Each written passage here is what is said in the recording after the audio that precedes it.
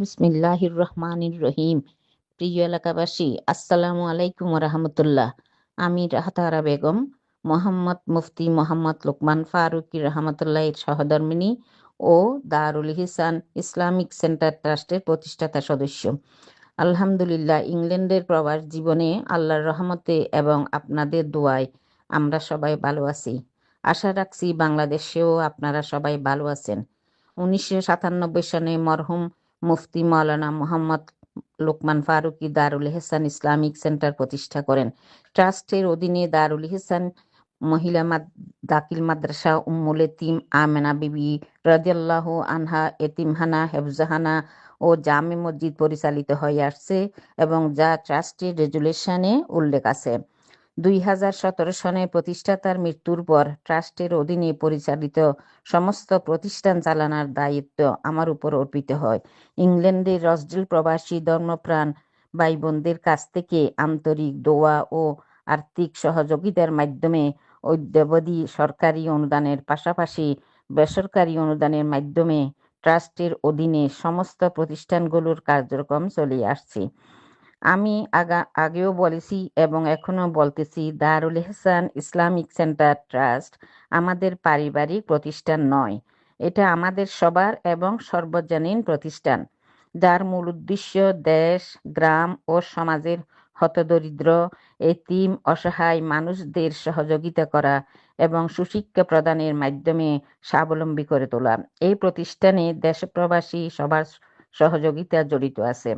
বিগত 2024 ইংরেজি আমি বাংলাদেশে যাওয়ার পর ট্রাস্টের আগের কমিটি ঠিকমতো কোনো হিসাব দিতে না পারায় ও এতিমখানার অর্থ আত্মসাতের কিছু অনিয়ম ধরা পড়ায় পূর্বের কমিটি বাদ দিয়ে জনাব ইঞ্জিনিয়ার মোহাম্মদ আবু জাফর চৌধুরী সভাপতি এবং জনাব মঈনুদ্দিন আহমদকে সেক্রেটারি মনোনয়ন দিয়ে নতুন কমিটি গঠন করে আসে। পরবর্তীতে বা সরকারিভাবেও অনুমোদন প্রাপ্ত হয়। 2024 ইংরেজি নতুন কমিটি দায়িত্ব নেয়ার পর থেকে অদ্যাবধি উনাদের হিসাব নিকাশে স্বচ্ছতা, জবাবদিহিতা ও সততা পরিলক্ষিত করে আসছে।